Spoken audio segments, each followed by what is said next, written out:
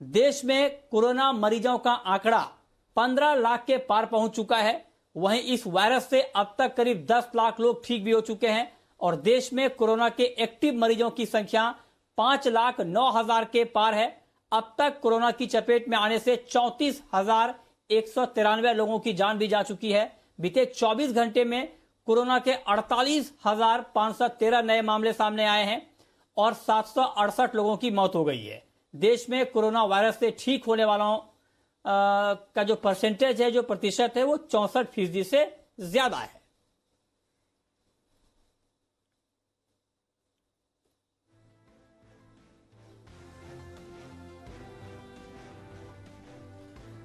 दिल्ली के बाद अब मुंबई में भी कोरोना का खतरा कम होता दिख रहा है। ये एक अच्छी खबर है कोरोना के संक्रमण के मोर्चे पर। सीरो सर्वे के मुताबिक मुंबई के स्लम एरिया में रहने वाले 57% लोगों के शरीर में एंटीबॉडीज डेवलप हो चुके हैं, विकसित हो चुके हैं, यानी इन्हें कोरोना हुआ और उन्हें इसकी भनक तक नहीं लगी और वो ठीक भी हो गए। सर्वे के मुताबिक गैर स्लम एरिया में 16% लोगों में एंटीबॉडीज डेवलप हुआ है। कोरोना से जूझते मुंबई के लिए ये एक राहत वाली खबर है। आपको बता दें कि मुंबई में सीरो सर्वे की शुरुआत 3 जून को हुई थी और सर्वे के दौरान 6,936 सैंपल इकट्ठा किए गए थे।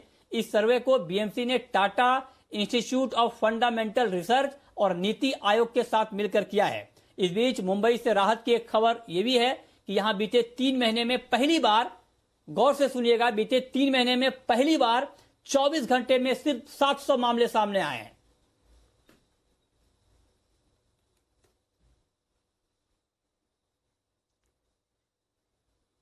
और इस खबर पर मुंबई से जी मीडिया संवाददाता कृष्णात पाटिल हमारे साथ जुड़ रहे हैं। क्या अपडेट है आपके पास? और क्योंकि सीरो सर्वे में एक बड़ा खुलासा किया गया है कि जो स्लम एरियाज हैं, जो झुग्गी वाले इलाके हैं, वहां पर 57% लोगों में एंटीबॉडीज डेवलप हो गए हैं। मतलब उनको कोरोना हुआ, उनको भनक नहीं लगी और वो ठीक भी हो गए। किस तरह से ये सर्वे किया गया है, किन किन इलाकों में ये सर्वे किया गया है, जरा डिटेल में बताएं। जी हाँ, ये सेरो सर्वे के मायने देखे जाए तो एक इस रिजल्ट में एक थिंग सामने आए है कि वो है कि जो स्लम एरिया है, जो झुग्गियों का एरिया है, उसमें 57% लोगों में एंटीबॉडीज़ डेवलप हुई है। तो दूसरी तरफ जो बिल्डिंग में रहते हैं उन लोगों में 16% एंटीबॉडीज़ डेवलप हुई है। तो ये फ़र्क जो है वो ज़्यादा फ़र्क यहाँ पर दिखाई दे रहा है। और कोरोना के मात करने पर, उनको लड़ाई करने के लिए जो एंटीबॉडीज चाहिए वो स्लम में ज़्यादा डेवलप हुए। वहाँ पर ज़्यादा जो पॉपुलेशन डेंसिटी है वो उसकी वजह है, क्योंकि वहाँ पर कॉमन टॉयलेट है, सब कॉमन रहता है। वहाँ पर जो एक ही घर में ज़्यादातर लोग रहते हैं, वो छोटे घरों में ज़्यादा लोग रहते हैं।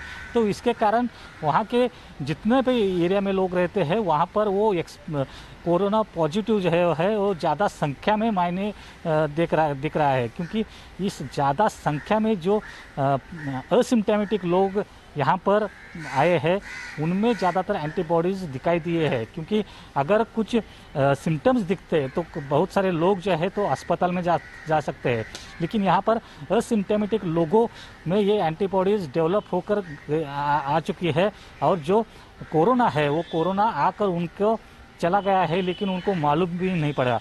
अभी एक सवाल है कि अगर इतनी बड़ी तादाद में एंटीबॉडीज डेवलप हो गई है तो आने वाले समय में ये हर्ड इम्यूनिटी की तरफ मुंबई जा रहा है क्या? तो जो डॉक्टरों का कहना है, जो एक्सपर्ट का कहना है कि इसके लिए बहुत देर लग सकती है। हर्ड इम्यूनिटी जो समाज में एक इम्यूनिटी तैयार होती है उसके लिए 70 to 80% लोगों में ये एंटीबॉडीज़ डेवलप होनी चाहिए। मतलब इन सब लोगों में कोरोना आकर चला जाना चाहिए। तो इसके लिए बहुत साल, लगभग 1 साल से 2 साल भी लग सकता है। तब से पहले यहाँ पर वैक्सीन भी आ सकती है। तो हर्ड इम्यूनिटी का इंतज़ार न करते हुए ज़्यादातर लोगों को अभी भी जो सरकार ने रूल्स बताए हैं जो फॉलो करने होंगे, तभी इस पर मात कर सकते हैं हम। ओके, एक और सवाल मैं आपसे पूछना चाहता हूं कृष्णात, कि महाराष्ट्र सरकार का आगे के लिए सीरो सर्वे की क्या योजना है? क्या इसका दायरा कुछ और बढ़ सकता है? बाकी इलाकों में भी ये सर्वे हो सकता है? क्या प्लानिंग है?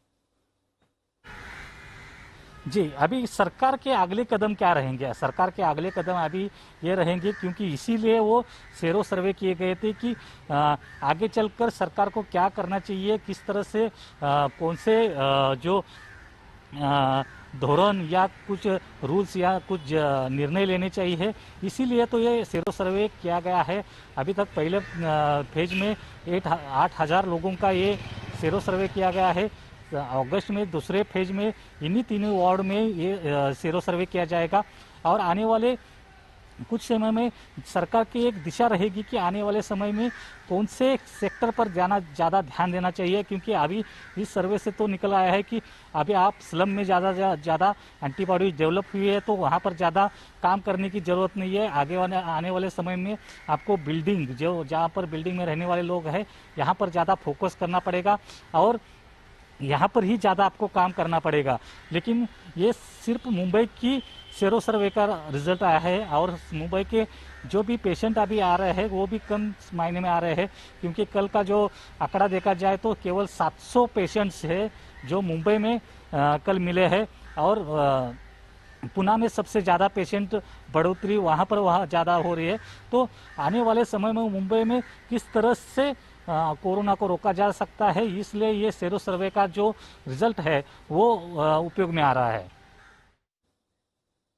ठीक बात है, ठीक बात है। बहुत शुक्रिया कृष्णात आपका इस पूरी रिपोर्ट के लिए। तो जो बात अभी कृष्णात बता रहे थे कि सीरो सर्वे हुआ, हर्ड इम्यूनिटी डेवलप हुआ, मतलब लोगों को कोरोना के लक्षण पाए भी गए, वो ठीक भी हो गए, उनको पता नहीं चला, ये सुनने में तो अच्छा लग रहा है।